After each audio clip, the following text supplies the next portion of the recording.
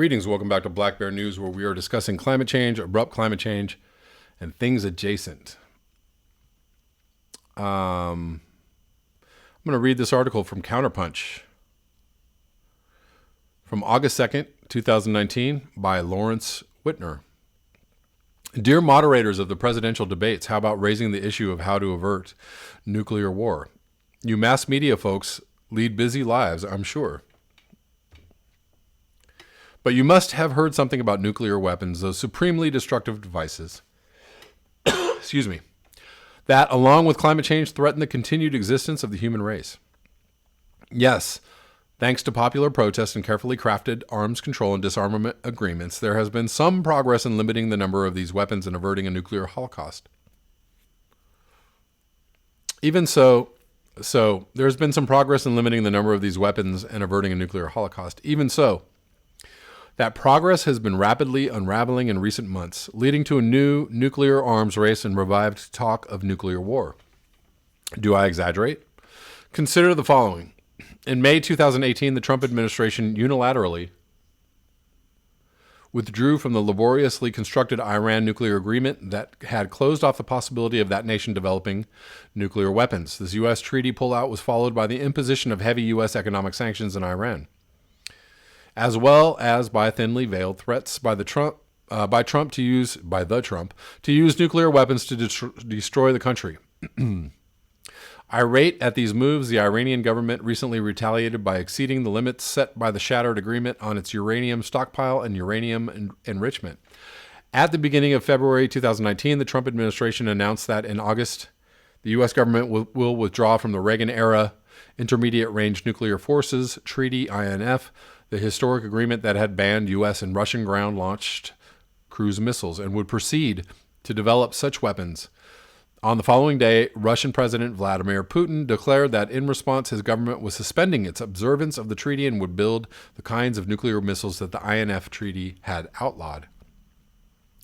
The next nuclear disarmament agreement on the chopping block appears to be the 2010 New START Treaty, which reduces U.S. and Russian deployed strategic nuclear warheads to 1,550 each, limits U.S. and Russian nuclear delivery vehicles, and provides for extensive inspection. According to John Bolton, Trump's national security advisor, this fundamentally flawed treaty, scheduled to expire in February 2021, is unlikely to be extended. To preserve such an agreement, he argued, would amount to malpractice. If this treaty is allowed to expire, it would be the first time since 1972 that there would be no nuclear arms control agreement between Russia and the United States. Again, we are the ones not interested in renewing this treaty or pulling out of treaties. One other key international agreement, we pulled out of the Iran agreement. We're pulling out of the ones with Russia. And then we're turning around and saying, these countries are being hostile, right? Or Iran's being hostile. Bullshit. Such lies. We are the biggest gaslighters, in the world, right? Ooh. There's a big old rodent in my studio. He's making a lot of noise. Anyways. One other key international agreement, which President Clinton signed, but thanks to Republican opposition, the U.S. Senate has never ratified, is the Comprehensive Test Ban Treaty, or CTBT, adopted with great fanfare in 1996 and backed by nearly all the world's nations. The CTBT bans nuclear weapons testing, a practice which has long served as a prerequisite for developing or upgrading nuclear arsenals. Today, Bolton is reportedly pressing for the treaty to be removed from Senate consideration and unsigned as a possible prelude to U.S. resumption of nuclear testing. Nor, dear moderators, does it seem likely that any new agreement will replace the old ones. The U.S. State Department's Office of Strategic Stability and Deterrence Affairs, which handles U.S. arms control ventures, has been whittled down during the Trump years from 14 staff members to 4. As a result, a former staffer reported the State Department is no longer equipped to pursue arms control negotiations. Wow. Coincidentally, the U.S. and Russian governments, which possess approximately 93% of the world's nearly 14,000 nuclear warheads, have abandoned negotiations over controlling or eliminating them for the first time since the 1950s. If you remember, almost had an agreement in place with Gorbachev. Reagan and Gorbachev were talking about starting to destroy our nuclear arsenals. And we said, no, that's okay. We don't want to do it.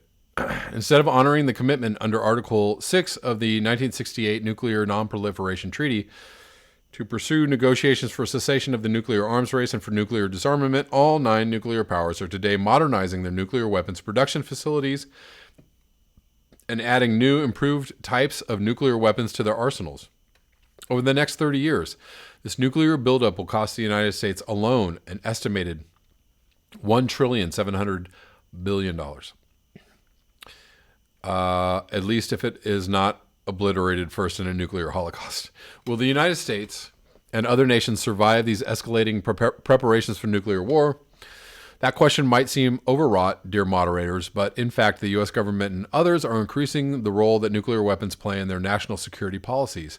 Trump's glib threats of nuclear war against North Korea and Iran are paralleled by new administration plans to develop a low-yield ballistic missile, which arms control advocates fear will lower the threshold for nuclear war.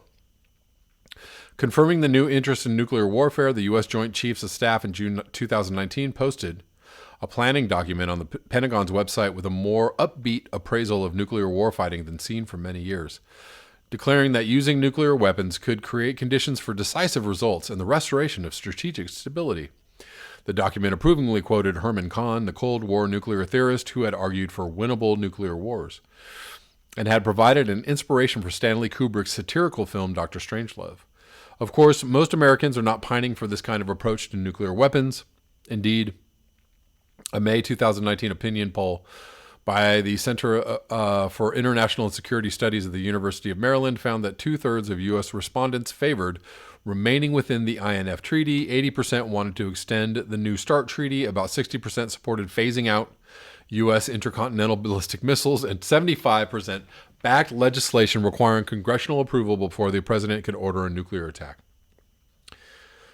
So again, the people want these nuclear treaties. They want less war. They want to rein in the presidential powers.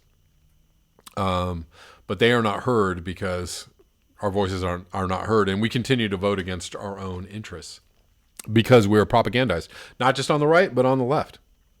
I'm going to start saying that a lot. Even the left votes against their own best interests because they are propagandized by the corporate-owned media, liberal media.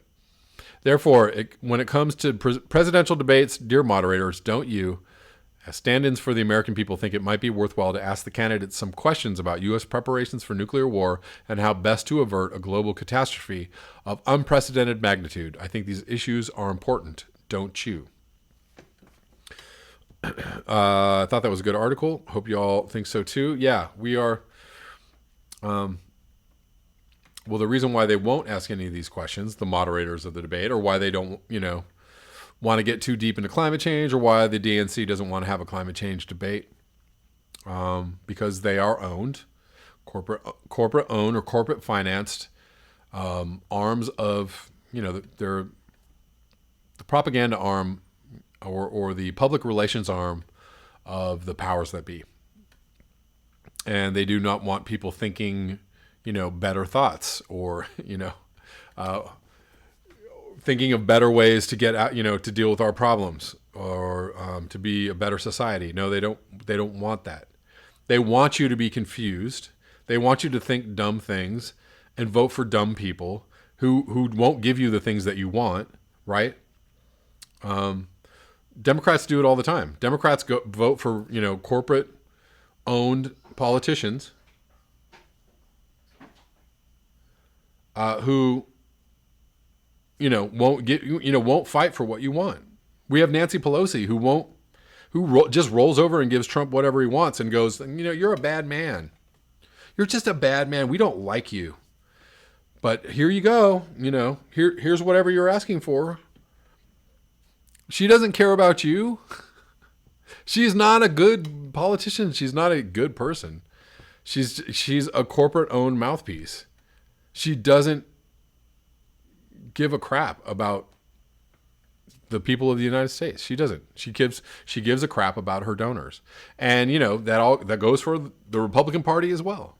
But, both Democrats and Republicans are owned.